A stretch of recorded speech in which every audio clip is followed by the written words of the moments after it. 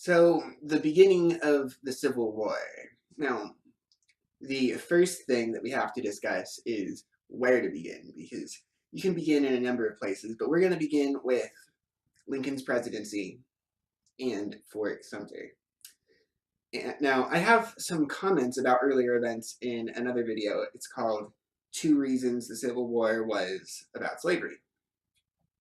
Right, so you can check that out. But Lincoln was inaugurated on March 4th, 1861. And on that same day, Congress was called into a special session, right, actually by the previous president, Buchanan. Right, so the 37th Congress met on March 4th, the day Lincoln was inaugurated. And at this time, the main situation that Lincoln inherited was dealing with this fort called Fort Sumter, right? And it's off the Atlantic coast. There's this Charleston harbor, right? And what happened was there was a Union garrison there. It was less than 100 troops, but they were stranded there because in order to reinforce the garrison, what the Union would have to do is send a fleet into the Charleston harbor, right? And there was no way to do it without, being in a spot where the rebels could fire upon them, right? And in fact, in January that year, Buchanan did send, the previous president did send a ship to reinforce the fort, but the rebels, fought it off. And that nearly started the war, but not quite, for various reasons. And Lincoln was given 2 options with regard to Fort Sumter. Right? One was you could either hold the fort, right, and reinforce it, or you could evacuate and just let the rebels have it.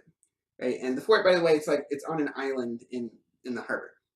Just to give you an idea, in Charleston Harbor. So the question was, who would draw first blood, right? I guess I haven't gotten a chance to read it yet, but the famous book about Fort Sumter is called First Blood, right? In the 50s, right? I've read a book that obviously uses that as a source. So the question for Lincoln was Northern opinion, right? Either decision, either reinforcing it or evacuating, would divide Northern opinion. Right? There was support for keeping the South in the Union, but a lot of people didn't want to draw first blood, right? They didn't want to be the aggressors. And but that being said, if they were to surrender the fort, then it would go too far toward recognizing the independence of the South, right? So Lincoln didn't want to make either of these decisions, and he ends up coming up with a third option, which I'll get to in a moment. Now, on March 28th, Lincoln has a cabinet meeting where he learns from his bodyguard, Ward Lamon, that Fort Sumter is down to rations for 2 weeks, right? So decision time is coming up, right? This is March 28th. Ward Lamon, typically Lincoln's bodyguard, he's just come back from a trip to South Carolina where he found this out, right? That's how he knows. And on the same day, March 28th, Congress adjourns, right? Congress was just in session from the 4th to the 28th of March, and then they left, right? And not to return until Lincoln calls them back for another special session, which turns out to be July 4th. So during that time, from March 28th, when Congress adjourns, to July 4th, when they come back into session, it's up to Lincoln to prepare the country for, war or whatever the strategy turns out to be, right? Because the executive branch is all that's there, right? Congress is gone. This is going to be important. So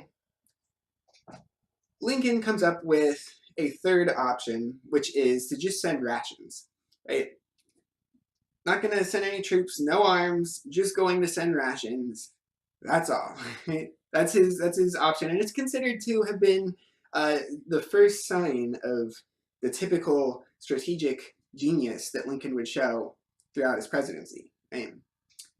Because it basically put the question of action back on the rebels, right? It left it up to them to decide what to do, right? So on April 6th, Lincoln sent a messenger to notify the governor of South Carolina of what he's going to do, right? He's going to just send rations, right? No arms. On April 9th, Jefferson Davis and the rebels have a cabinet meeting, and what he decides is that they're going to take the fort before the help arrives. And on April 12th, they do attack the fort, right? That's when the Battle of Fort Sumter begins. It lasts until the 14th.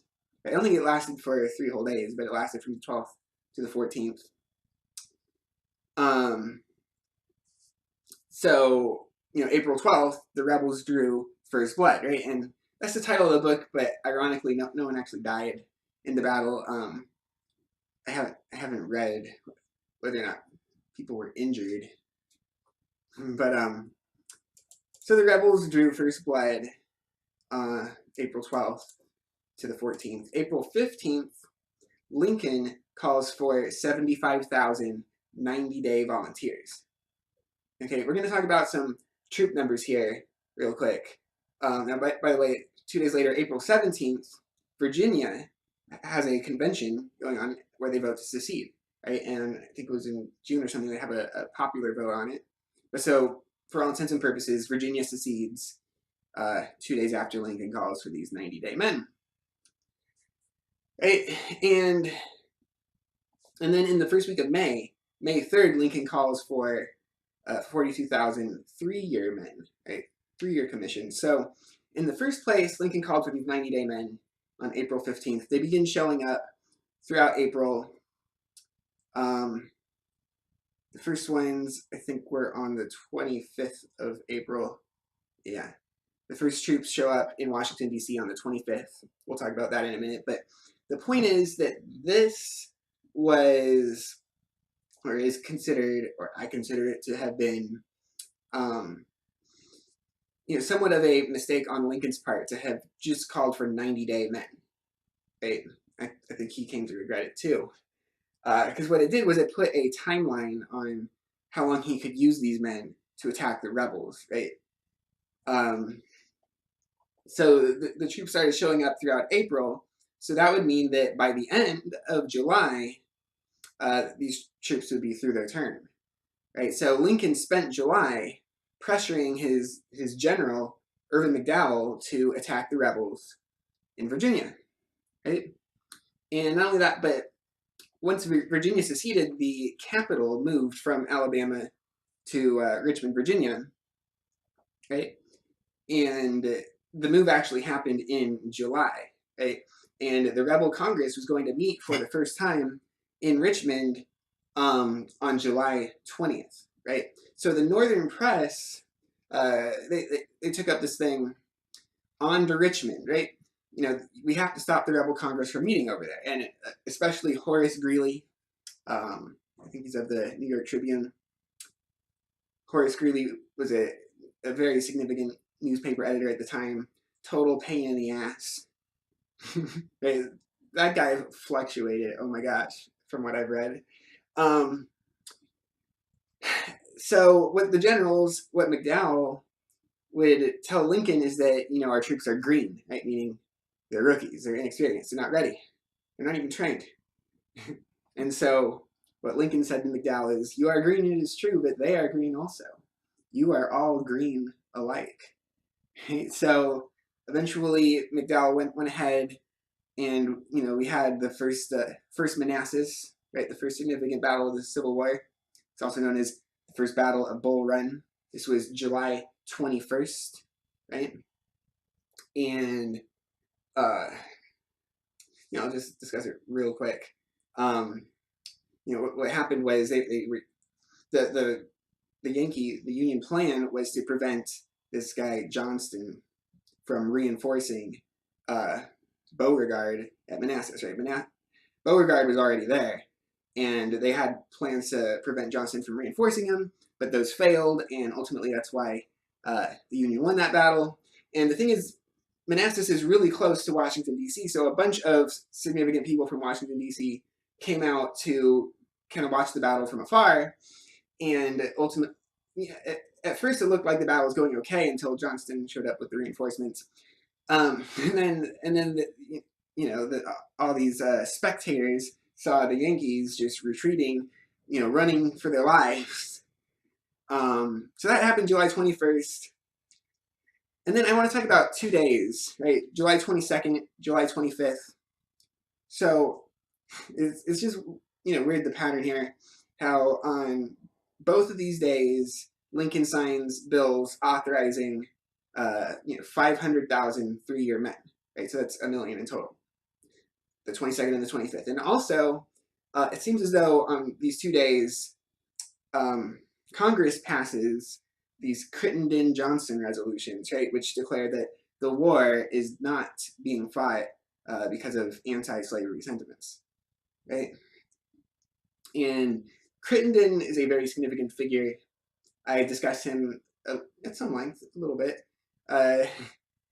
in my other video that I mentioned, right? 2 reasons the Civil War was about slavery, because he certainly does seem to reveal that.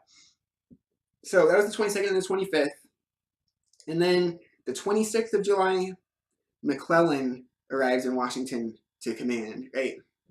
And so at that point, I'd say that we're past what I would call the beginning of the Civil War, right? Now we're into the McClellan stage, and that's quite a thing to talk about. But the reason McClellan was picked was because it was believed that he had a success in West Virginia, right? Because the Union managed to hold on to West Virginia through the use of their troops, right? They were able to reinforce the people who had Union sentiment there.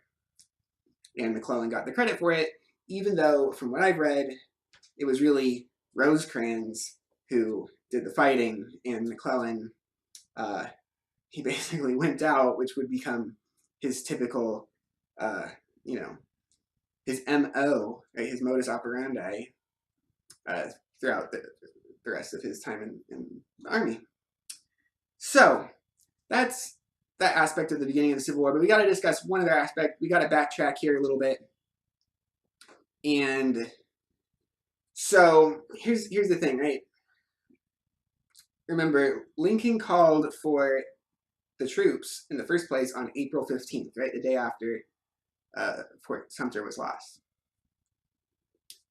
April 19th is when the first troops arrived.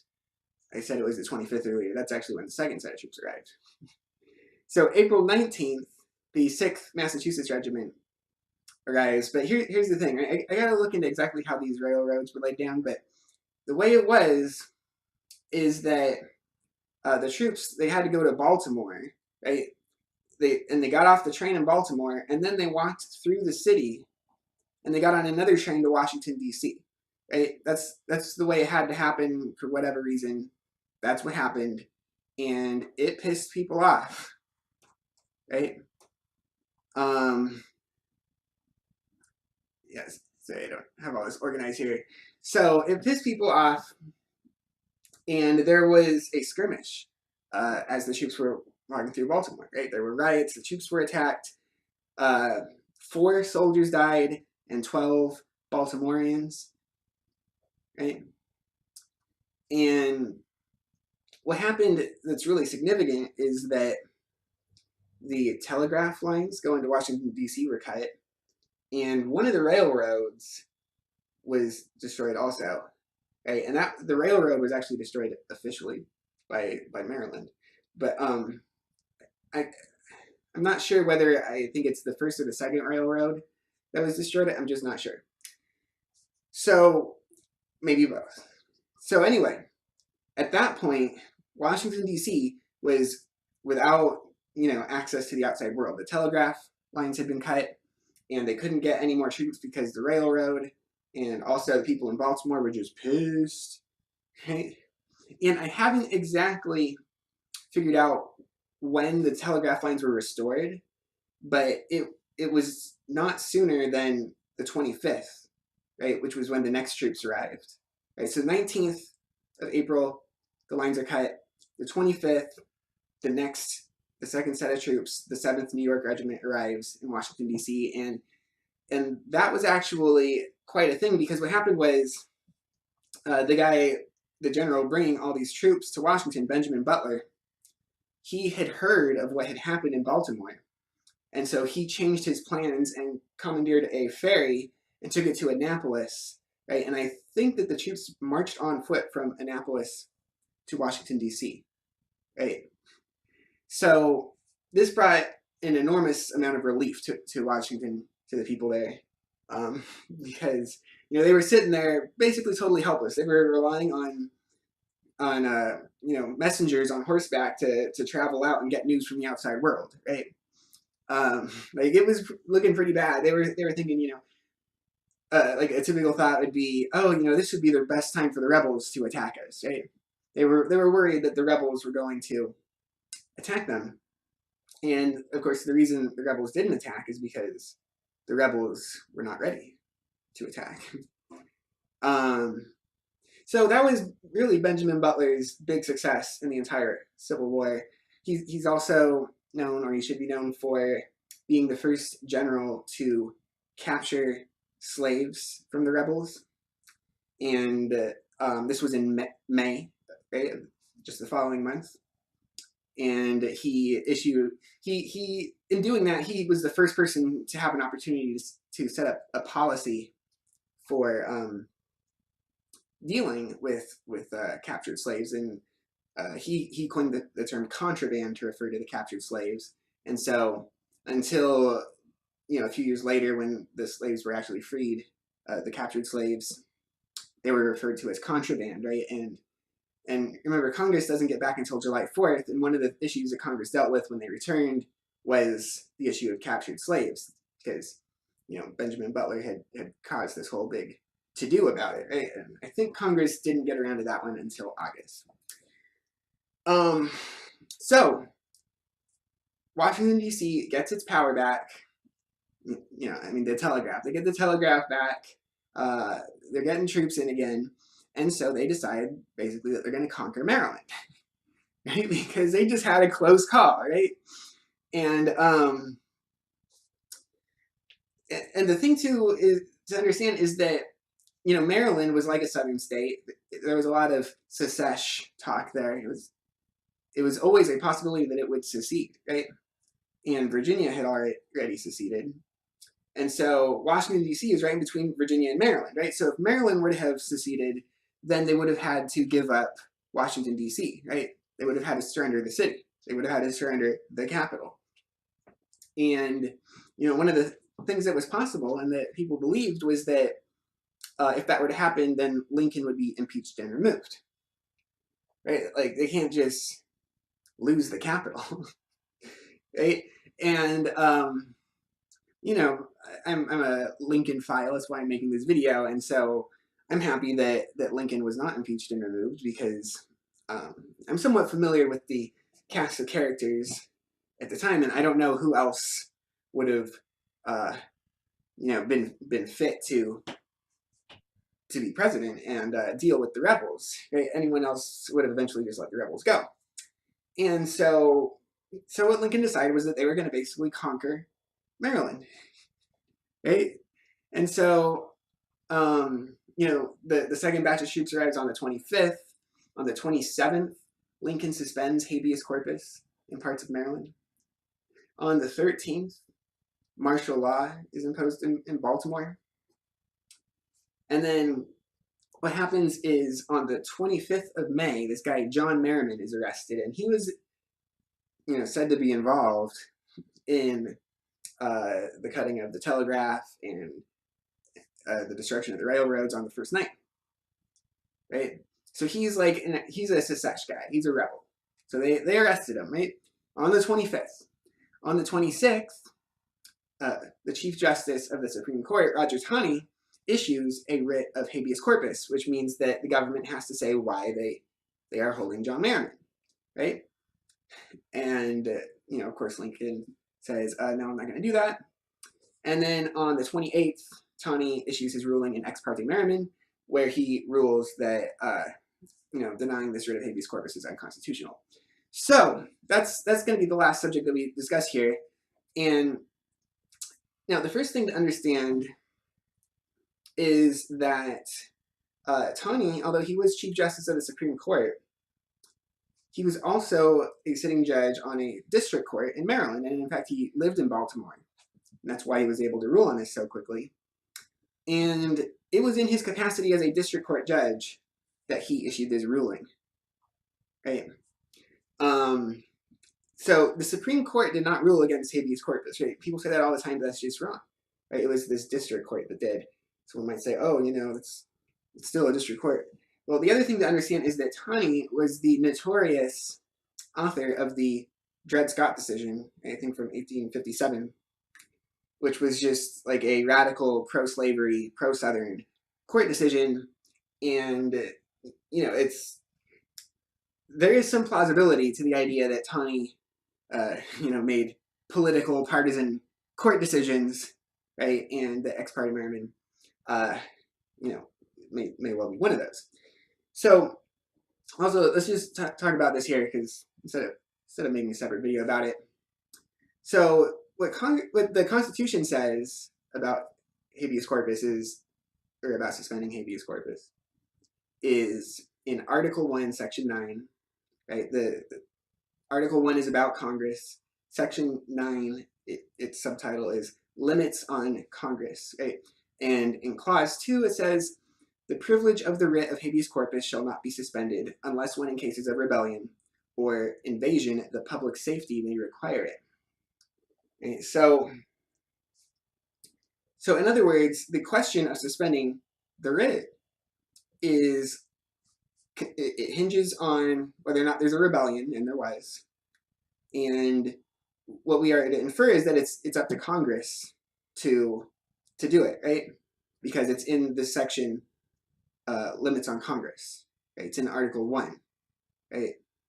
It's not in the executive branch article, right? And yet Lincoln, the executive, did it, right? But there's two things to understand, which is that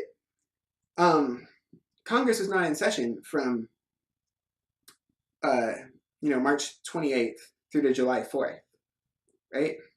And you know, Lincoln needed to conquer Maryland because he was about to lose Washington, D.C. And this decision from Taney was on May 28th. So May 28th is kind of right in the middle of the period where Congress was not in session, right? So what happened was when Congress came back, they authorized what Lincoln did, and they would authorize it in future cases, right? So it seems to me as though if the power to authorize suspending the writ of habeas corpus is left to Congress, right, then it's really up to Congress to review, right, when the president does it in their absence, right? It's not really up to the courts, right? This whole idea that the courts get the last word on everything is really an invention of the courts, right? That's what the courts have asserted, and granted, the other branches have acquiesced, but this was a case where the other branches did not acquiesce. Let's see here. So that's pretty much it. There's those two things to understand about the beginning of the Civil War, right? You know, we covered you know, Lincoln's inauguration, Fort Sumter, and the relation of that and his calling of the troops to the beginning of actual battles, right, with First Manassas 3 months later, right? That was hastened because of the need to use the 90-day troops, right? That's all important. It's important that Congress was out of session during pretty much this whole time. And during that time when Congress was out of session, Lincoln had to deal with Maryland. Right? So there you go. That's how the Civil War began. Hashtag Lincoln did nothing wrong except for calling up 90-day troops when he ought to have done longer troops. Oh, I wanted to make one more point about that. Glad I said all that. Even the first set of 3-year troops that he called up,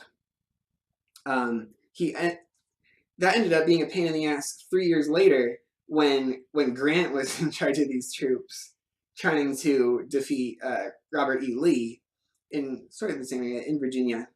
Right, so 3 years later, Grant had to deal with that same issue. But like I said, hashtag Lincoln did nothing wrong except for calling up 90-day troops when he should have done longer commissions.